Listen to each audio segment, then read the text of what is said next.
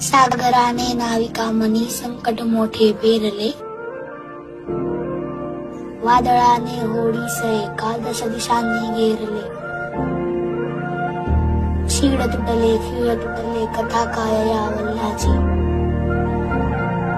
नाविकासही फिकीर नव्हती पुढे राहिल्या पल्ल्याची. नशीब नव्हते पाठीशी नव्हता अनुभव गाठीशी, उभा ठाकला एकटाच युद्ध होते वादळाच्या वर्षसाठीशी. स्वबळी विश्वास मोठा त्याच तोड कर्तृत्वही,